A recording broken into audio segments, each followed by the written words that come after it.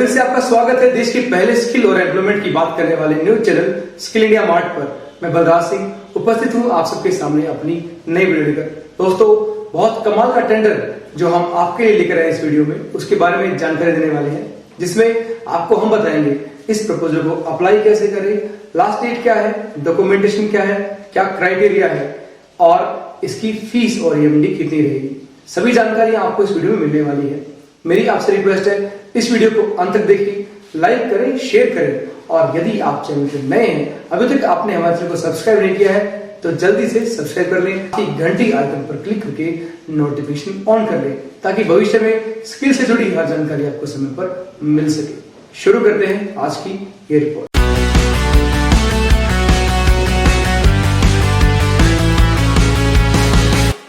नमस्कार दोस्तों, skill India mart में आप सबका स्वागत है।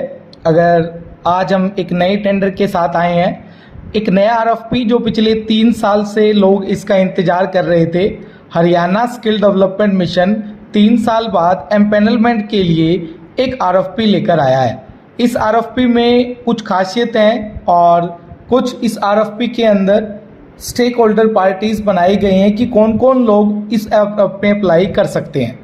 आज इस आरएफपी के बारे में कंप्लीट डिटेल इस वीडियो में आपको जानने को मिलेगी। सबसे पहले आपको ये आरएफपी मिलेगा कैसे, आप गूगल पे HSDM टाइप करेंगे। HSDM की वेबसाइट है hsdm.org.in पर आप क्लिक करेंगे, वेबसाइट आपकी खुल जाएगी। इस पर नीचे आप स्क्रॉल करेंगे, स्क्रॉल करने के बाद राइट में आपको न्यूज़ अपडेट मिलेगा और न्यूज़ अपडेट में ये आपको दिखाई दे रहा है application form for TP empanelment 2022 and 23 के लिए। ठीक है दोस्तों, अब इस पर हम क्लिक करेंगे और इस आरएफपी को हम डाउनलोड कर लेंगे। ठीक है दोस्तों, इस आरएफपी में मैं कुछ बातें आपको प्राइमरी स्टेज पर बताना चाहता हूं कि पहले HSDM आरएफपी HSDM में एम्पैनलमेंट 1-1 साल के MOU के आधार पर होती थी। इस MOU को 1 साल के बाद एक्सपायर कर दिया जाता था। अब की बार जो एम्पैनलमेंट है वो सीधी 3 साल के लिए होगी। EMD इस आरएफपी प्रपोजल में कोई मांगी नहीं गई है, सिर्फ आपको एक 10,000 का DD MD Haryana skill development mission के फेवर में बनाकर ये प्रपोजल हार्ड ड्राइव के साथ साथ फ्लैश ड्राइव में भी हरियाणा स्किल डेवलपमेंट मिशन के हेड ऑफिस में सबमिट करना होगा। ठीक है दोस्तों, जैसे मैंने बताया EMD के लिए हरियाणा की जितनी भी स्कीम चलती है उसकी गाइडलाइन में बैच वाइज EMD ली जाती है परफॉर्मेंस सिक्योरिटी के रूप में, जो 6.25 है करंट में। ये रेट घटता बढ़ता रहता है, पहले 10% था, अभी रिसेंटली इसको 6.25 किया गया था। ठीक है दोस्तों, तो ये आरएफपी जो है पूरे पैन इंडिया में कोई भी अप्लाई कर सकता है। इस आरएफपी को अप्लाई करने के लिए अगर मैं आपको बताऊं तो 5 कैटेगरी जो है हरियाणा स्किल डेवलपमेंट मिशन ने बनाई है। अब पांचों कैटेगरी का एलिजिबिलिटी क्राइटेरिया और पांचों कैटेगरी का इवैल्यूएशन मैट्रिक्स मार्क्स के रूप में दिया गया है इस आरएफपी में, जिसको आपको रीड करना है। सबसे पहले आपको अपनी कैटेगरी फाइनल करनी है कि आप किस कैटेगरी में आ रहे हैं। उस कैटेगरी को चुनने के बाद आपको इवैल्यूएशन जो मार्क्स की मैट्रिक्स है उसमें जाना है और अपने आप को सेल्फ इवैल्यूएट करके इस आरएफपी को भरना है कि आप कितने मार्क्स जो है वो आप पा रहे हैं।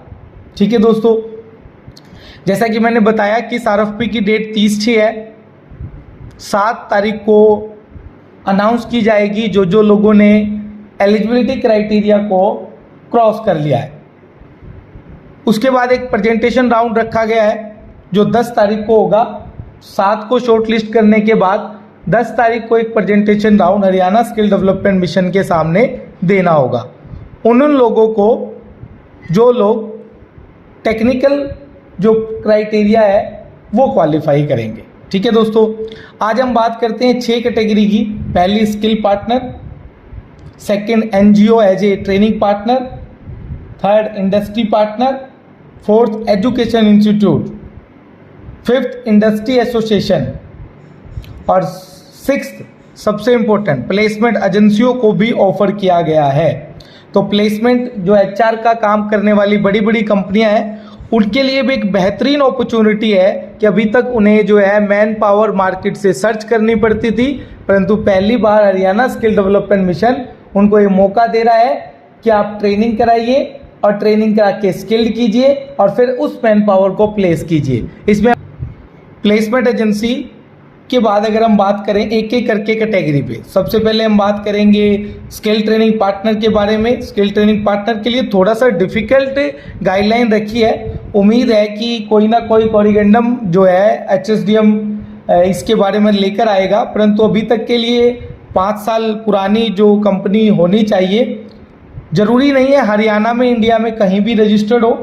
5000 मिनिमम बच्चा STT में, ध्यान रखें दोस्तों, RPL को काउंट नहीं किया जाएगा STT में। इसके लिए आप वर्क ऑर्डर या जो है क्लोजर रिपोर्ट आप सबमिट करेंगे। 40% सर्टिफाइड जो कैंडिडेट होना चाहिए, कम से कम 2 TOT ट्रेनर खुद के होने चाहिए कंपनी के पास। 3 साल में नेटवर्थ पॉजिटिव होनी चाहिए। और ये देखिए दोस्तों, सबसे मुश्किल क्लॉज, मिनिमम टर्नओवर 5 करोड़ होना चाहिए, जो कि एवरेज है लास्ट के 3 साल में। उम्मीद है दोस्तों ये कंडीशन में कुछ चेंजेज आएगा, लेकिन जब तक नहीं आता तब तक के लिए ये कंडीशन आप फाइनल समझें। सेकंड, NGO के लिए भी कंडीशंस रखी गई हैं, जिसमें सबसे इम्पोर्टेंट वो NGO सोसाइटी, ट्रस्ट या फिर सेक्शन 8 कंपनी होनी चाहिए, 5 साल पुराना। सबसे इम्पोर्टेंट 12A, ATG और FCRA तीनों होना जरूरी है। देखिए दोस्तों, आप क्वेश्चन करेंगे कमेंट में कि FCRA जरूरी है या नहीं है। अभी तक FCRA जरूरी है, कोई कोरिगेंडम आएगा तो हम अपडेट करेंगे। एवरेज टर्नओवर बहुत कम रखा गया है, सिर्फ 20 लाख रुपए होना चाहिए 3 साल का। पॉजिटिव नेटवर्थ होनी चाहिए 3 साल में, और एक्सपीरियंस होना चाहिए 3 साल के अंदर।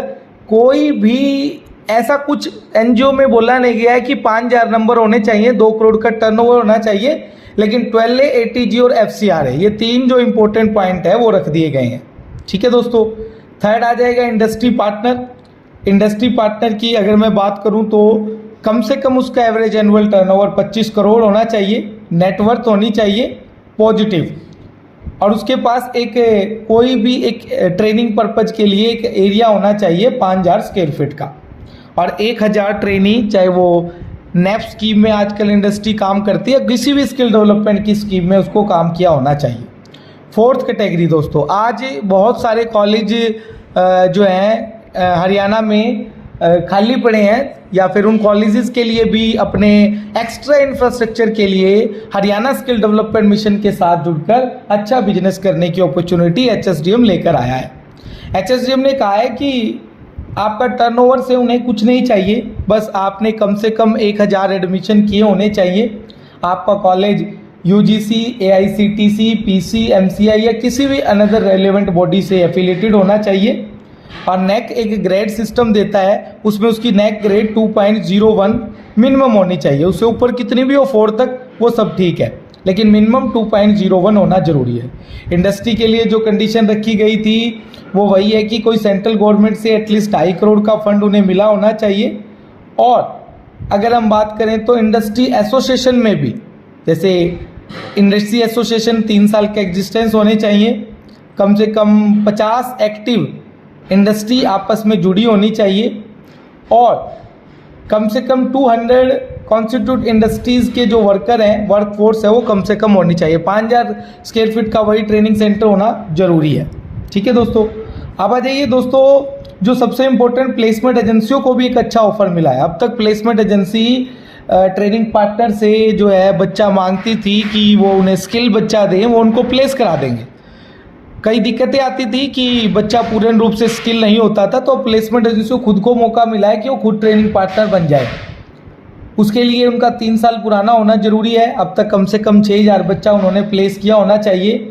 उनके पास ट्रेनिंग करवाने के लिए 5000 स्क्वायर फीट का एक एरिया और 10 करोड़ का एवरेज टर्नओवर होना जरूरी है। ठीक है दोस्तों। ये 6 कैटेगरी के बाद मैं आपको इवेल्युएशन मैट्रिक्स में ले चलता हूँ। इवेल्युएशन मैट्रिक्स में स्किलिंग एक्सपीरियंस ट्रेनिंग पार्टनर के लिए 35 है, जैसे मिनिमम 5000 था तो 5000 से 6000 5 नंबर, 6 से 7 10 और 7 से ऊपर 15 नंबर मिलेंगे। उसके बाद 20 नंबर जो है वो आपका प्लेसमेंट परसेंटेज है कि आपकी प्लेसमेंट परसेंटेज अगर 70 से ऊपर है तो पूरे 20 नंबर आपको मिल जाएंगे। टेक्निकल कैपेबिलिटी के अंदर अगर आपके पास एक्टिव ट्रेनिंग सेंटर हरियाणा में है तो 10 नंबर मिलेंगे आपको, 2 टीओटी ट्रेनर है तो 15 नंबर मिलेंगे आपको। अगर रेजिडेंशियल ट्रेनिंग सेंटर भी आपके पास अवेलेबल है तो 5 नंबर, और ट्रांसपोर्टेशन फैसिलिटी भी अगर आपके पास अवेलेबल है तो 5 नंबर उसके मिलेंगे। टोटल 70 मार्क्स अगर हम बात करें तो इस प्रकार से मार्क्स को दिया गया है। उसके अलावा नंबर ऑफ एग्जिस्टेंस अगर 10 साल का है तो पूरे 10 नंबर मिलेंगे, और इसी तरह से ईयर वाइज टर्नओवर को भी बांटा गया। ठीक है दोस्तों, अब आगे जो एनजीओ की मैट्रिक्स हम आपके सामने दिखा रहे हैं, इसमें भी स्किलिंग में जो एक्सपीरियंस है वो 1500 से 3000 में 10 नंबर, और उससे ऊपर 130 नंबर तक होगा। ट्रेनिंग सेंटर कितने अवेलेबल है, टीओटी ट्रेनर कितने अवेलेबल है, रेजिडेंशियल फैसिलिटी, प्लेसमेंट एमओयू। आपकी स्क्रीन पर दोस्तों ये टेबल दिखाई दे रही है, क्योंकि आरएफपी थोड़ा बड़ा है एलिजिबिलिटी क्राइटेरिया, इसलिए हम आपको एक टेबल के माध्यम से दिखा रहे हैं, और साथ में हमने इस आरएफपी को आपको अटैच कर दिया है। आप जो भी कैपेबिलिटी जो आपकी कैपेबिलिटी है आपके ऑर्गेनाइजेशन की, और आप उसको अपनी एलिजिबिलिटी क्राइटेरिया से मैच कर तभी इस एलिजिबिलिटी जो मैट्रिक्स क्राइटेरिया है, एवेल्युएशन मैट्रिक्स क्राइटेरिया, इसमें आप जो है वो अपने आप को एग्जिस्ट कराएं। ठीक है दोस्तों, अब सेकंड में आपको एजुकेशनल इंस्टीट्यूशन की टेबल आपको दिखाई दे रही है। इसमें अगर मैं बात करूं तो मोर देन स्टूडेंट कितना एडमिशन मिनिमम 1000 था तो 1500 से ऊपर 15 नंबर मिलेंगे। पासिंग परसेंटेज में भी 80 से ज़्यादा है तो 20% मिलेंगे।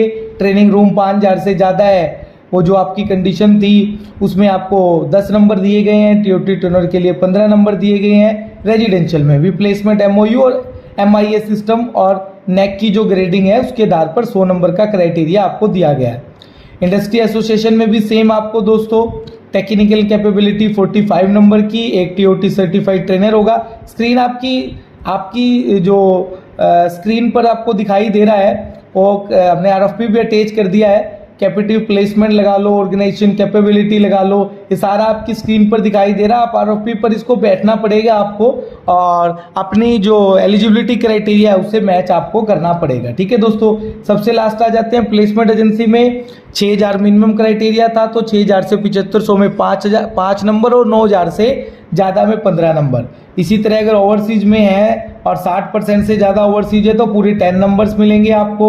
Existing space for a training centre में आपको 10 नंबर, टीओटी सर्टिफाइड ट्रेन में 15, प्लेसमेंट एमओयू 10, उसके अलावा फॉरेन अगर आपके पास है तो 10, organisation capability 15, financial turnover 20 crore से ज़्यादा है। मिनिमम आपको 10 करोड़ था और मैक्सिमम आपका 20 करोड़ होगा। 20 करोड़ से ज़्यादा होने पर आपको पूरा मार्क्स आपको मिल जाएंगे। ठीक है दोस्तों, तो ये था आज का आरएफपी। कुछ एनेक्चर्स इसके दिए गए हैं आरएफपी में।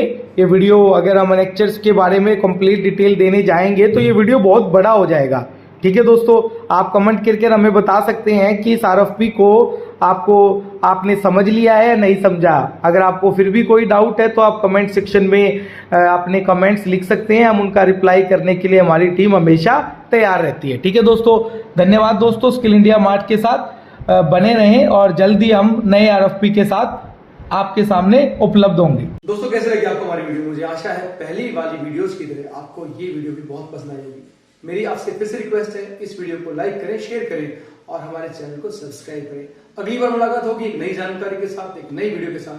तब तक के लिए नमस्कार।